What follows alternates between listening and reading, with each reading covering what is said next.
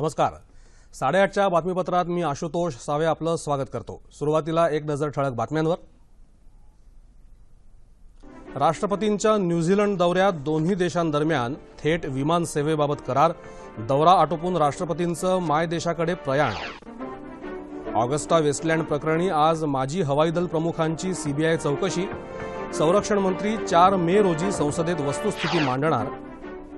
तिरंदाजी विश्वचषक स्पर्धेत भारताला 1 रौप्य तर 2 कांस्य पदकं. जागतिक कनिष्ठ नेमबाजी अजिंक्यपद स्पर्धेत पहिल्या दिवशी भारताला 3 सुवर्ण आणि 1 कांस्य पदक. आणि महाराष्ट्रासह देशभरात उष्णतेचा कहर. नागपूर, वर्धा, अकोल्यात पारा 45 अंशावर. आणि आता पाहूया सविस्तर वृत्त. भारत आणि न्यूझीलंड यांच्यात थेट हवाई सेवा सुरू करण्याबाबतचा महत्त्वाचा करार झाला असून त्यामुळे दोन्ही देशांदरम्यान हवाई सेवांमध्ये वाढ होणार आहे. राष्ट्रपती प्रणव मुखर्जी यांच्या उपस्थितीत हा करार करण्यात आला. व्यापार, शिक्षण आणि पर्यटन क्षेत्रांमध्ये दोन्ही देशांच्या सहकार्यात सातत्यानं वाढ होत आहे. या करारामुळे या क्षेत्रांच्या विस्तारासाठी आणखी पाठबळ उपलब्ध होईल अशी अपेक्षा राष्ट्रपतींनी व्यक्त केली. राष्ट्रपतींनी न्यूझीलंडमधल्या उद्योगपतींच्या मेळाव्यालाही संबोधित केलं. पापुआ न्यू गिनी आणि न्यूझीलंडचा दौरा आटोपून राष्ट्रपती मायदेशी येण्यासाठी निघाले आहेत.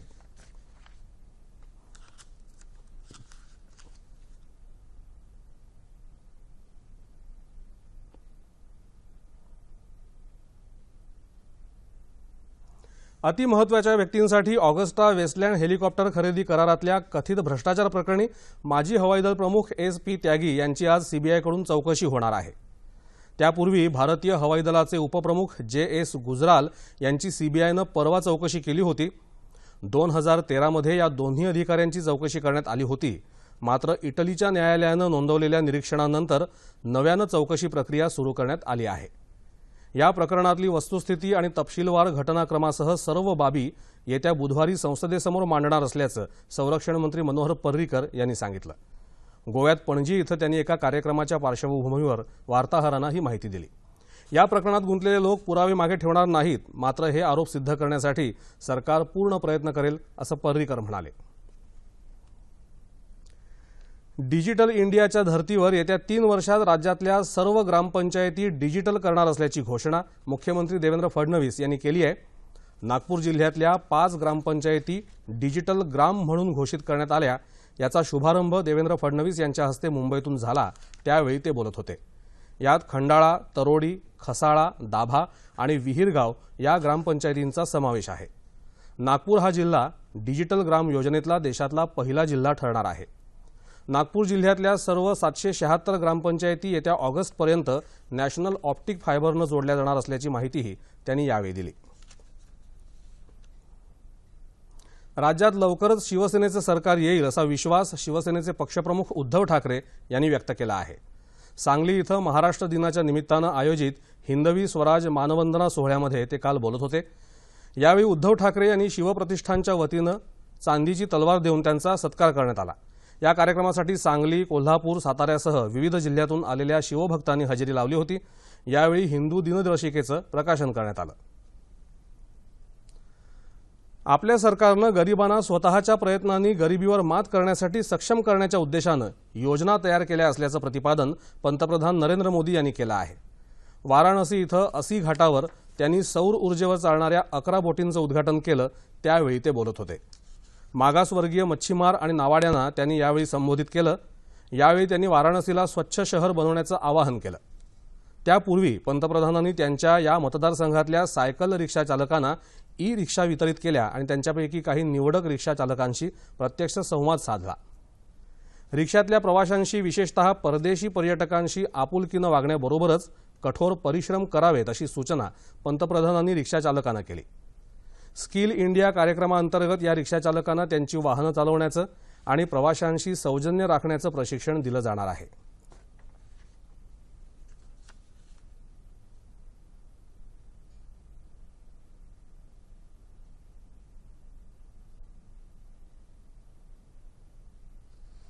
वैद्यक आणि दंतवैद्यक अभ्यासक्रमाच्या प्रवेशासाठीच्या नीट या सामायिक परीक्षेचा पहिला टप्पा काल शांततेत पार पडला.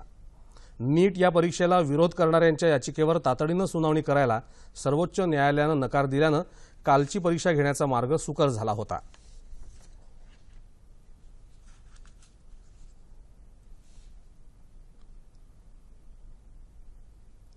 पंतप्रधान नरेंद्र मोदी यांच्या डिजिटल इंडिया या कार्यक्रमाअंतर्गत सुरू झालेल्या डिजिटल लॉकर सुविधा प्रथमच सुरू होण्याचा बहुमान महाराष्ट्रातल्या एका नगरपालिकेनं मिळवला आहे.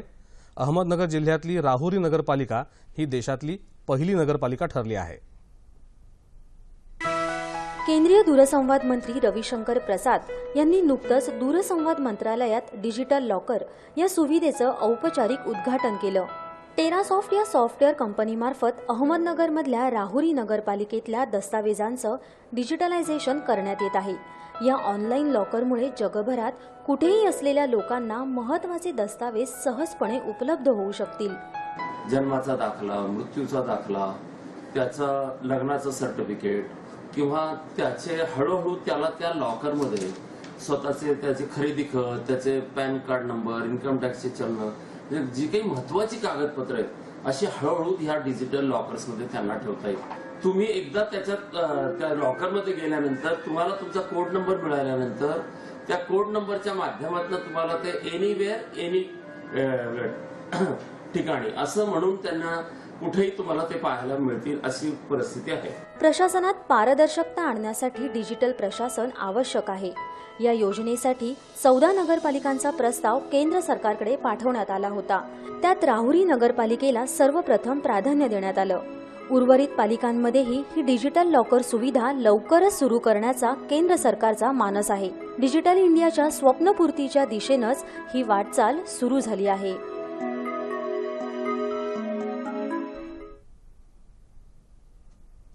भारतीय कामगार कर्मचारी महासंघाच्या वतीनं मुंबईत कामगार मेळावा आयोजित करण्यात आला होता. माजी केंद्रीय कामगार मंत्री ऑस्कर फर्नांडिस, मुंबई काँग्रेसचे अध्यक्ष संजय निरुपम यांच्यासह अनेक मान्यवर उपस्थित होते. राज्यभरातल्या अनेक कामगारांनी कालच्या या मेळाव्याला हजेरी लावली. सरकारनं गुणवंत कामगार म्हणून गौरव केलेल्या कामगारांना यावेळी भारतीय कामगार कर्मचारी महासंघ भूषण पुरस्कारानं सन्मानित करण्यात आलं. त्याचप्रमाणे कामगार चळवळ, समाजकारण आणि राजकारण या क्षेत्रात 50 वर्षांपेक्षा अधिक काळ योगदान देणाऱ्या व्यक्तींना भीष्माचार्य पुरस्कार, द्रोणाचार्य पुरस्कार, त्याचप्रमाणे औद्योगिक शांतता पुरस्कार देण्यात आला.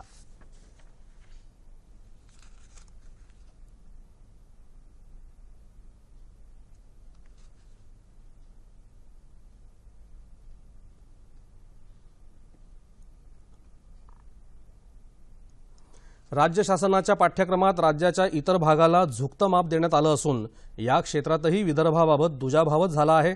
त्यामुळे शिक्षण क्षेत्रातला विदर्भाचा हा अनुशेष भरून काढण्यासाठी प्राधान्य राहील असं प्रतिपादन राज्य पुस्तक मंडळाचे अध्यक्ष ज्येष्ठ साहित्यिक ना. च. कांबळे यांनी केलं. विदर्भ साहित्य संघाच्या वाशिम शाखेच्या वतीनं आयोजित कवी संमेलनाचं उद्घाटन त्यांच्या हस्ते झालं. त्यावेळी ते बोलत होते. डॉक्टर बाबासाहेब आंबेडकर यांच्या शतकोत्तर जयंतीनिमित्त त्यांना अभिवादन करण्यासाठी या कार्यक्रमाचं आयोजन करण्यात आलं होतं. यावेळी विद्रोही कवी शेषराव धांडे यांच्या अध्यक्षतेखाली संपन्न झालेल्या या कवी संमेलनात डॉक्टर बाबासाहेबांच्या कार्याचा गौरव करणाऱ्या अनेक रचना सादर करण्यात आल्या. यावेळी ज्येष्ठ गांधीवादी विचारवंत प्राध्यापक हरिभाऊ क्षीरसागर, कादंबरीकार बाबाराव मुसळे उपस्थित होते. अहमदनगर इथल्या MRC मध्ये चिलखत दिन उत्साहात साजरा करण्यात आला. 1938 सालापासून हा दिवस साजरा करण्यात येतो. अहमदनगर इथल्या संग्रहालयात पहिल्या आणि दुसऱ्या महायुद्धात, त्याचप्रमाणे 1965 आणि 1971च्या युद्धात वापरलेले रणगाडे ठेवण्यात आले आहेत. यावेळी आयोजित कार्यक्रमात मेजर जनरल दीक्षित यांनी ध्वजारोहण केलं. तसंच नव्यानं भरती झालेल्या सैनिकांना शपथ देण्यात आली. तर युद्धांमध्ये शहीद झालेल्या सैनिकांना श्रद्धांजली वाहण्यात आली.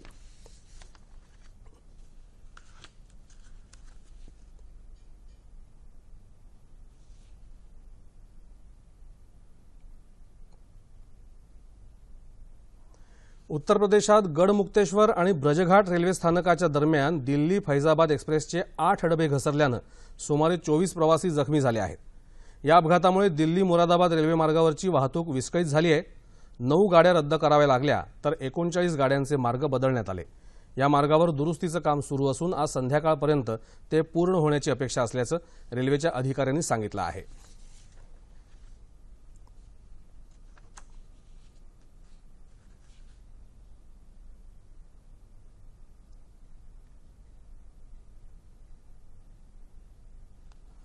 इराकमध्ये समावा शहरात 2 ठिकाणी झालेल्या बॉम्बस्फोटात 33 जण ठार तर 50 जण जखमी झाले आहेत. समावा हे शहर मुथन्नाची राजधानी असून तिथल्या आरोग्य अधिकाऱ्यांनी बळींच्या संख्येची पुष्टी केली आहे. इराकच्या अंतर्गत भागामध्ये हे शहर असल्यानं या भागात अशा प्रकारचे हल्ले अतिशय दुर्मिळ मानले जातात. इस्लामिक स्टेट या दहशतवादी संघटनेनं या हल्ल्याची जबाबदारी घेतली आहे.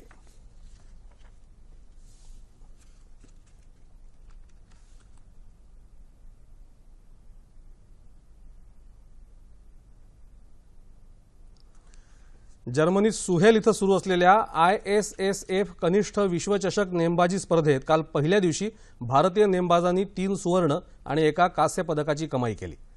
पुरुषांच्या 25 मीटर स्टँडर्ड पिस्टल सांघिक प्रकारात तसंच महिलांच्या 25 मीटर रायफल प्रोन सांघिक प्रकारात प्रत्येकी 1 तर पुरुषांच्या 25 मीटर स्टँडर्ड पिस्टल वैयक्तिक प्रकारात 1 अशी 3 सुवर्ण पदकं भारताला मिळाली. ऋतुराज सिंगनं हे वैयक्तिक सुवर्ण पदक जिंकलं तर गायत्री नित्यानंदमनं महिलांच्या 25 मीटर रायफल प्रोन वैयक्तिक प्रकारात कांस्य पदक पटकावलं. चीनमध्ये शांघाय इथं सुरू असलेल्या तिरंदाजी विश्वचषक स्पर्धेत भारतीय संघानं 1 रौप्य आणि 2 कांस्य पदकांची कमाई केली आहे.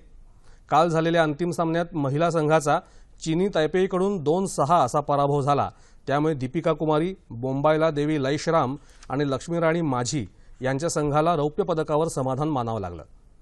अतनु दास, जयंत तालुकदार आणि मंगलसिंग चंपिया यांच्या भारतीय पुरुष संघानं रिकर्व प्रकारात ब्रिटनच्या संघाला 6-0 असं नमवून कांस्य पदक पटकावलं.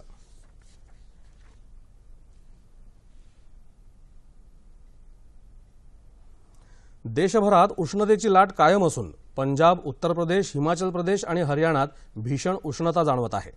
केरळच्या तिरुवनंतपुरम इथं सर्वाधिक 35 अंश सेल्सिअस तर राजस्थानातल्या फलौदी इथं 46 अंश सेल्सिअस इतकी सर्वाधिक तापमानाची नोंद झाली आहे.